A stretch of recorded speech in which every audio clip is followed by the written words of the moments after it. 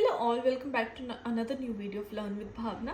तो आज हम करने जा रहे हैं MSOE 001 interplay between politics and education के ऊपर क्वेश्चन का आंसर। हाँ जी, ये क्वेश्चन बहुत रिक्वेस्टेड था। पॉलिटिक्स और एजुकेशन के बीच में क्या इंटरप्ले है या फिर क्या उनका को रिलेशन है, एजुकेशन पॉलिटिक्स से कैसे रिलेटेड है और पॉलिटिक्स का कितना इम्पैक्ट है एजुकेशन पे या कितना उसका प्रभाव है एजुकेशन के ऊपर।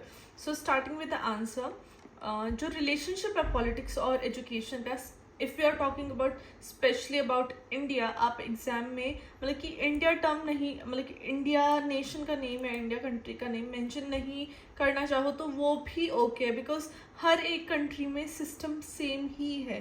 क्योंकि जो रिलेशन है पॉलिटिक्स और एजुकेशन का, if we are talking about specifically about India, तो बहुत कॉम्प्लेक्स है, बहुत डायनामिक है, बहुत ज़्यादा वास्ट है। और ये रूटेड है किसमें? Social fabric of the country में, जो सोसाइटी की जो basic daily day to day routine है जो हर एक इंडिविजुअल का, उसके अंदर ही ये डीपली रूटेड है। जब हम सोशोलॉजिकल एनालिसिस करते हैं किसी भी चीज़ के बारे में, किसी भी दो सोशोलॉजिकल टर्म या उनका को रिलेशन के बारे में, उनके इंटरप्ले के बारे में, तो ये बहुत इंपॉर्टेंट हो जाता है कि हम उनके पॉलिटिकल फैक्टर्स कितना इन्फ्लुएंस कर रहे हैं एजुकेशन पॉलिसीज़ में, किन किन को एजुकेशन मिल रही है और वो एजुकेशन ग्रहण करने के बाद उसका आउटकम क्या आ रहा है। तो इन फैक्टर्स के बारे में बात करनी बहुत इंपॉर्टेंट हो जाती है in terms of sociological. Okay, जब हम थियोरेटिकल फ्रेमवर्क की बात करते हैं, थियोरेटिकल क्या होता है? जो इन बुक्स है या फिर इन लॉ है, जो लिखी हुई चीज़ें। और जब हम रियल वर्ल्ड एग्जाम्पल देते हैं तो वहाँ पे हमें रियल जो सिनेरियोज है सोसाइटी के, जो डायनामिक्स है, जो लैंडस्केप है, उसके बारे में पता चलता है ऑफ एनीथिंग, चाहे वो एजुकेशनल सिस्टम हो,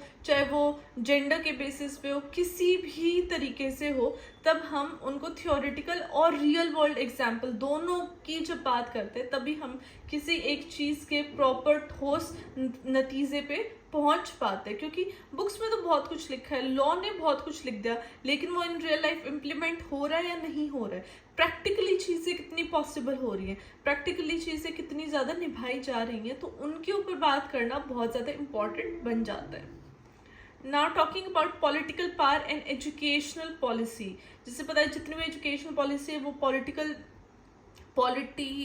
पॉलिटिक्स जो पॉलिटिशियंस, एजुकेशन मिनिस्टर्स है, वही लेके आते हैं। तो जब पॉलिटिकल पावर एक क्रूशल रोल प्ले करता है इन शेपिंग एजुकेशन पॉलिसीज, क्योंकि वही फ्रेम करते हैं एजुकेशन पॉलिसीज, वही बताते कि ये पॉलिसीज आएंगी, ये वाली पॉलिसीज चेंज होएंगी, इतना पैसा लगेगा एजुकेशन में, इतने स्कूल्स बनेंगे, ये होगा वो होगा। तो वो सारा कुछ पॉलिटिकल पावर ही तो है जो कि एजुकेशन में पॉलिसीज लेके आ रही है या फिर चेंजेस लेके आ रही है। जब हम सेंट्रल और स्टेट गवर्नमेंट की बात करते हैं तो उनके पास इतनी अथॉरिटी है कि वो करिकुलम बनाते हैं, फंड करते हैं एजुकेशन में, और एजुकेशन में क्या क्या रिफॉर्म्स आने चाहिए, क्या क्या चेंजेस आने चाहिए, वो सारा स्टेट और सेंट्रल गवर्नमेंट ही कैरी फॉरवर्ड करती है या फिर उसके अंदर उनका इम्पैक्ट आता है। अब ये जितनी भी पॉलिसीज हैं वो क्या रिफ्लेक्ट करे, कोई भी पॉलिसी आ रही है इन टुडेज टर्म एजुकेशन के मैटर में, पीछे भी अभी आपने देखा था NCERT का करिकुलम चेंज हो गया है, बैचलर्स का चेंज हो गया है, मास्टर्स का चेंज हो गया है, और बहुत सारा मतलब कि जो टॉपिक्स थे वो निकाल दिए हैं, उनके बजाय और कुछ टॉपिक्स आ गए हैं। ऐसे ऐसे एग्जाम्पल्स हैं जो हटा दिए हैं, राइट, और कुछ एग्जाम्पल्स आ रहे हैं। I won't go into details क्योंकि ये बहुत ज़्यादा फिर एक डिबेटेबल टॉपिक हो जाएगा, है ना, राइट। तो वो आप देख सकते हैं, आप खुद अगर सर्च करोगे तो आपको ये सारी चीज़ें पता चल जाएंगी। तो जब हम बात करते हैं आइडियोलॉजीज़ की, जो ये पॉलिसीज़ आ रही है, सॉरी, जितनी भी ये पॉलिसीज़ आ रही है, चेंजेस आ रही है, उसमें ये जो आइडियोलॉजीज़ है, जो रूलिंग पार्टी है, हमें उनकी आइडियोलॉजीज़ पता चल रही है, वो किस चीज़ को प्रायोरिटाइज कर रहे हैं, किस चीज़ को वो महत्व दे रहे हैं, उनका सोशो इकोनॉमिक ऑब्जेक्टिव क्या है of the ruling political party. Of course जो पावर में है वो अपने हिसाब से चीज़ें चलाएगा, तो वो जब अपने हिसाब से चीज़ें चलाएगा, जो जैसा करेगा, उससे उसके पीछे का जो मोटो है वो तो पता ही चल जाता है, because people of the country are not stupid, तो ये सारी चीज़ें पता चल ही जाती हैं।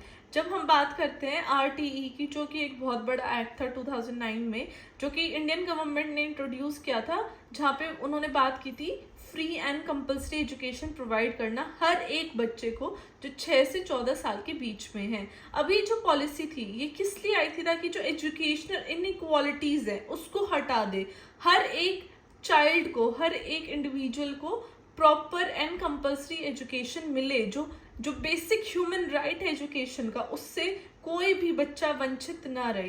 तब हम देखते हैं कि यहाँ पे जो पॉलिटिकल पावर है उन्होंने कितने सिग्निफिकेंट चेंजेस वो लेके आए एजुकेशनल एक्सेस एंड अपॉर्चुनिटीज में। यहाँ पे जब सरकार ये एक्ट लेके आई तभी तो पॉसिबल हो पाया। तो यहाँ पे आप देख रहे हो कि पॉलिटिक्स का कितना इंपॉर्टेंट रोल हो जाता है एजुकेशन प्रोवाइड करने में, एक अच्छी एजुकेशन, राइट, एक क्वालिटी एजुकेशन प्रोवाइड करने में।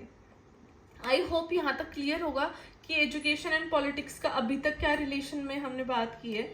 अब हम बात करते हैं caste politics and reservation policies. अब जो रिजर्वेशन पॉलिसी है with in the education system, with in the job pattern, job किसको मिलनी है, कितनी मिलनी है, किसको क्या सीट मिलनी है, कितने मार्क्स पे मिलनी है, वो सब पॉलिटिक्स के थ्रू ही तो सेट है। वो जो एक बाउंड्रीज हैं या फिर वो जो लेवल हायरार्कीज हैं वो पॉलिटिक्स ने ही तो सेट की है। जो हायर अथॉरिटीज हैं, जो गवर्नमेंट है, उन्होंने तो वो सारी चीजें सेट की है। तो गवर्नमेंट हर एक चीज में, गवर्नमेंट के हाँ या ना के बिना कोई चीज पॉसिबल नहीं हो पाती है। इंडिया एक बहुत कॉम्प्लेक्स कास्ट सिस्टम है जहाँ पे एजुकेशनल इम्प्लीकेशंस बहुत है। जब हम रिजर्वेशन पॉलिसी की बात करते हैं तो हम किसकी बात करते हैं? पॉजिटिव एक्शन की हम बात करते हैं, जहाँ पे जो हिस्ट्री से, जो मतलब कि कई सालों से, पीढ़ी दर पीढ़ी से जो सोशल इनइक्वालिटीज आई हुई है सोसाइटी में, उसको कम करने के लिए रिजर्वेशन या रिजर्व सीट्स का कॉन्सेप्ट लेके आए एजुकेशनल इंस्टीट्यूशंस में और जॉब्स के अंदर for marginalise communities. Private sector में भी आपने देखा, जैसे हमने कल परसों क्वेश्चन में डिस्कस किया था कि 25% seats socio economic weaker sections को प्रोवाइड कर दिए हैं in the private schools. Okay, अब जो मंडल कमीशन आई थी 1979 में, उन्होंने ऐसी रिजर्वेशन लेके आए थे वो ओबीसीज के लिए, जहाँ पे उनको देखा गया कि उनको रिजर्वेशन दे रहे हैं चाहे तो एजुकेशनल इंस्टीट्यूशंस में और गवर्नमेंट जॉब्स में। तो ये जो पॉलिसी आई थी मंडल कमीशन, इसने एक बहुत बड़ी और बहुत इंटेंस डिबेट छेड़ दी थी, जिसको लेके लोग भी आगे आए थे, प्रोटेस्ट किए थे, क्योंकि उन्होंने क्या देखा कि जो पॉलिटिक्स है ये सोशल आइडेंटिटी एंड एजुकेशन के बीच में एक इंटीग्रेटेड रोल प्ले कर रहा है, एक बहुत बड़ा इंटरसेक्शन हो रहा है इनके बीच में। क्योंकि जो रिजर्वेशन पॉलिसीज है इंडिया में वो क्या डिमॉन्स्ट्रेट करते हैं कि जो ये पॉलिटिक्स इंटरसेक्ट कर रहे हैं कास्ट डायनामिक्स में, जो कि एम करते हैं कि वो मोर इक्विटेबल और एजुकेशनल सिस्टम बनाएगा, उससे क्या हो रहा है कि जो पॉलिटिक्स का इंटरसेक्शन ही तो दिख रहा है, वो गवर्नमेंट का जो गवर्नमेंट रिलेशन है या फिर जो गवर्नमेंट की होल्ड है, पावर है, वही तो सामने आ रही है। ऐसा तो है नहीं कि अपने आप से बन रहा है। जब गवर्नमेंट का कोई रोल है, फंक्शन है with in the society, with in the education system, तभी तो ये कमीशंस फॉर्म हो रही हैं। ओके, अब हम बात करते हैं जो हमारे सेकंड पॉइंट है, educational inequalities and resource allocation. अब आपको पता है जो हमारा रिसोर्स एलोकेशन होते हैं वो गवर्नमेंट ही करती है ना। तो इसमें तो कोई दो राय नहीं है कि कहाँ कितना रिसोर्सेज, कितने पैसे गवर्नमेंट सेक्टर में जाने चाहिए, कितने स्कूल्स बनने चाहिए, कितनी बुक्स आनी चाहिए, यूनिफॉर्म, ये सारी चीज़ें क्या होती है रिसोर्स एलोकेशन में बात होती है। तो जो पॉलिटिकल डिसीजन है कि कितना फंडिंग होना चाहिए, कितना रिसोर्स कहाँ पे एजुकेशन के किस सेक्टर में देना चाहिए, लोअर में देना चाहिए, मिडल में देना चाहिए, सेकेंडरी में देना चाहिए, हायर सेकेंडरी एजुकेशन में देना चाहिए, वो सब गवर्नमेंट ही तो करती है। और ये जो रिसोर्स एलोकेशन और फंडिंग है, ये भी बहुत सारी इनइक्वालिटीज ला सकते हैं एजुकेशन में। क्योंकि जब हम अनइक्वल डिस्ट्रीब्यूशन करेंगे रिसोर्सेज की और उससे इंफ्रास्ट्रक्चर में अगर कोई ग्रोथ नहीं हो रही है, फिर कुछ अच्छी चीज़ें नहीं हो रही है, गुड फंक्शनिंग नहीं हो रही, वो अच्छी चीज़ के लिए फंडिंग नहीं जा रही है, तो जो मार्जिनलाइज कम्युनिटीज है रूरल एरियाज में, वो तो अफेक्ट हो रही है। आपने रिसोर्स एलोकेट कर दिए, लेकिन आपने उसके बाद ये एनालिसिस नहीं किया कि वो रिसोर्स कहाँ पे कितनी मात्रा में यूज हुए, देन उस रिसोर्स का क्या फायदा है। We are not talking about equality, we are talking about equity here. किसी को जिसके पास ऑलरेडी इतना ज्यादा है, आप उसको और जेब भर रहे हो, then there is no use of that. जिसके पास नहीं है उसको दो ना। अरे रूरल सेक्टर में आप करवाओ ना, पैसे लगाओ ना, वहां के बच्चों को आप एजुकेट करो। सिटी के बच्चे तो ऑलरेडी काफी एजुकेटेड है, परसेंटेज बहुत ड्रास्टिक उसमें डिफरेंस है परसेंटेज में। तो यहाँ पे ये भी चीज गवर्नमेंट के अंडर आती है कि कहाँ पे कितने रिसोर्सेज देने, कितने रिसोर्सेज कहाँ पे एलोकेट होंगे। अब देखो, ये आया था हमारा सर्व शिक्षा अभियान 2001 में, इसका तो सबको ही पता है, जहाँ पे बात की थी क्वालिटी ऑफ एलिमेंट्री एजुकेशन देना अक्रॉस इंडिया। लेकिन जो ये इनिशिएटिव था, राइट, ये उन्होंने डाल दिया, लेकिन जब हम बात करते हैं in terms of infrastructure, teacher quality और लर्निंग आउटकम्स, वहां पे तो किसी ने इन सब चीजों को नहीं देखा। वहां पे तो अभी भी डिस्पैरिटीज है, वहां पे तो अभी भी डिफरेंसेस हैं इन सब चीजों में। तो जो ये डिस्पैरिटी है, इससे बहुत बड़े बड़े मेजर सोशो इकोनॉमिक इनइक्वालिटीज बढ़ती जाती है विद इन द सोसाइटी। और ये जो चैलेंजेस हैं, ये पॉलिटिकल इंटेंशंस को इफेक्टिव एजुकेशनल रिफॉर्म्स लाने चाहिए। उनको सिर्फ सर्व शिक्षा अभियान उन्होंने चला दिया, दैट्स इट, नो, उनको एनालिसिस करना चाहिए, उनको उसके बाद देखना चाहिए कि क्या हो रहा है सोसाइटी में, क्या नहीं हो रहा है। तो ये जो आंसर है, जो आपके सोशियोलॉजिकल आंसर लिखोगे आप अपने एग्जाम पेपर में, आपको वेगली नहीं लिखने हैं, आपको उनको क्रिटिकली लिखना है। तभी एग्जामिनर को पता चलेगा कि हाँ, इस पर्सन को आइडिया है, नॉलेज है कि ये पर्सन आंसर में क्या लिखा है, क्या नहीं लिखा है। Okay, now talking about the third point, language, politics and education. अब इंडिया में लिंग्विस्टिक डाइवर्सिटी तो बहुत है, बहुत मल्टीपल लैंग्वेजेस बोली जाती है, और जो ये मल्टीपल लैंग्वेजेस है, ये एजुकेशनल पॉलिसीज और प्रैक्टिसेस को क्या करती है, शेप करती है।